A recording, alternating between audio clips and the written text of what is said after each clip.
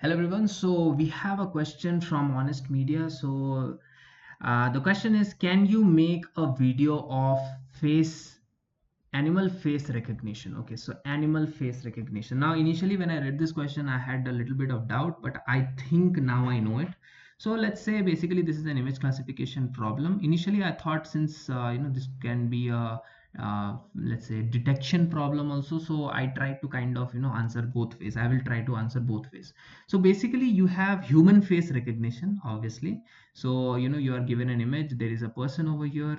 Let's say we take the face of the person and try to say whether this is Adam or this is George or whatever. Okay, so this is what is human face recognition. Now obviously animals though will not have names. So I think what you are trying to mean is whether this particular animal is a cat or a mouse or a dog. I think that is what you're trying to mean. Okay, so this is, let's say this is a cat and this is a mouse. Okay, so cat and mouse, Tom and Jerry. Okay, so this can also be a dog. So let's have a dog over here and give some, yeah. So this can be a dog, this can be a cat, and this can be a mouse. So basically what you want to say is animal classification, if I'm not wrong, and I'm going to add another complexity of this, and that is what is the real part. Okay, that is why I am making this video, because simple image classification between three classes is not a big deal. Okay, you can use let's say a ResNet. Okay, and then you can, if let's say you have a number of images as let's say 1000, 1000, 1000, generally you should have 5000, 5000, 5000. But even if since we are using already transfer learning we are using, so 1000 is also good enough. We will have three neurons at the end. Okay, so let's say you gave a mouse image, and it should be, for this is for so let's say this neuron is for the mouse, so this should be 1, the other should be 0.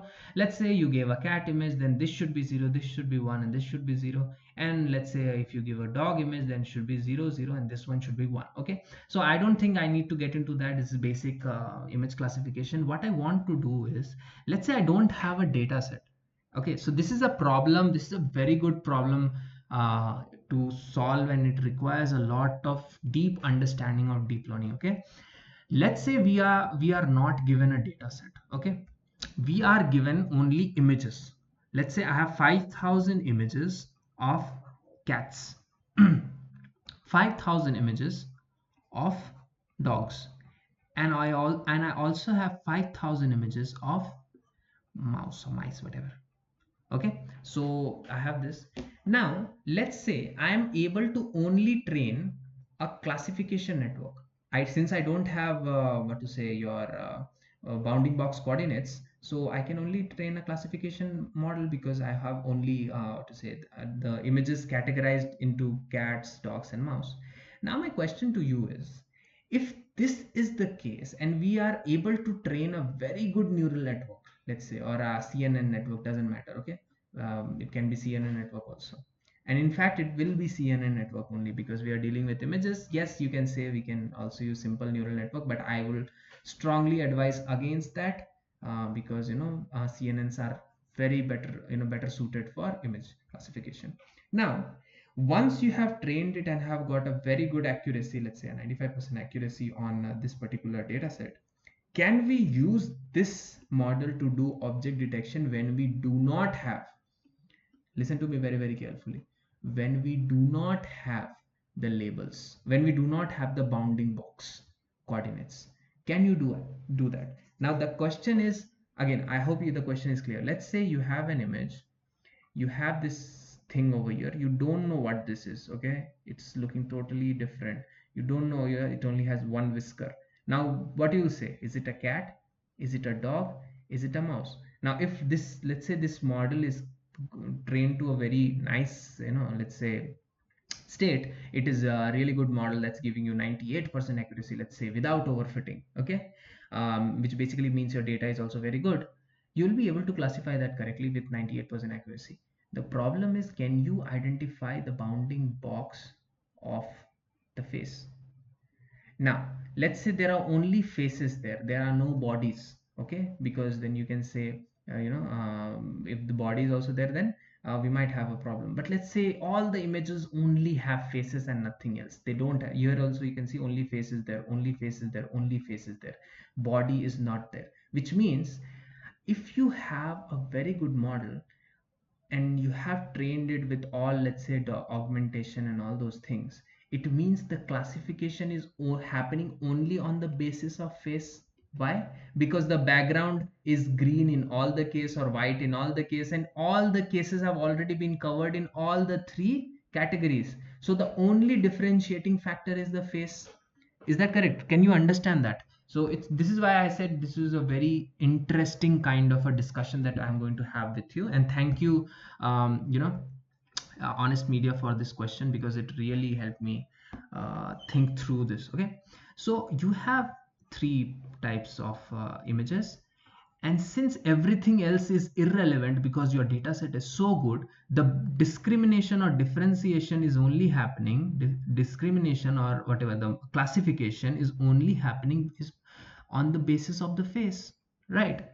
Because body is already covered and rest everything is common everywhere, background is common everywhere, all types of background have been covered. Okay, so how do I find the bounding box coordinates, okay, of all the, let's say, of all the your classes? Okay, now this is the idea. Since all of this background, I'm just marking the background, is irrelevant, the discrimination happens only at the center. Now it can happen that the image is over here, it can happen that the image is over here. For example, let's say you have an image where the face is over here, then in that case this entire thing is the background, right? So I'm not talking about the place. Why? It can be at the center, it can be at the top right corner, it can be at the top left corner, and so on and so forth. It can be any place, but at the end this is going to be an image of a cat only, or a mouse.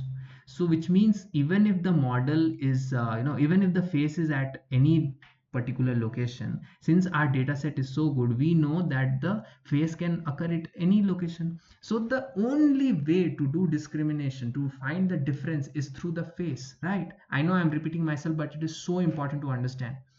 Which means our activation of kernels, activation, what is action? Activation of kernels, activation of kernels will only happen in the region where there is a face. And once we are able to study the activation of the kernels, which is basically our template or whatever, you know what kernels are, right? I have already explained what cnn's are. We will run it through the images, let's say our test images, and try to figure out the activations. And wherever the activation is high, it means that that portion is used for discrimination or classification. Because we are using a discriminator model, that's why I'm using this word discriminator so many times. Okay, basically what we are doing is classification, I get it, but that is how you discriminate between the three or differentiate between the three. Which means just by looking at the activation of kernels, you should get a fair bit idea about the location. I hope you understand that, because this discrimination, this feature, this area alone, which is not the background, which is the foreground, is responsible for the model's discriminative power, right? And this activation of the kernel, at the location where the activation is the highest, is going to give you your face, and this in general can be used as our bounding box. Now I know this might not be very clear to a lot of people, but if it requires you to go through the video more than once, please do it. But honest media, if you are asking me for a simple image classification, it is very easy. Just use a resonant model, okay, as a backbone, and you will be getting a good accuracy. But if your idea was this of how to find a bounding box, okay, now that was very good, and I would definitely encourage you and people like you to please ask more questions. It is first of all very motivating for me. It pushes me to make better videos and come up with these types of ideas. Obviously these are advanced ideas, so I don't expect a lot of people to get but if you are someone who is advanced, who is who's very good at deep learning, doesn't matter advanced or not. Even if you're a beginner but your insights are very good, definitely reach out to me and ask your questions. This is the way we will be able to develop a community here.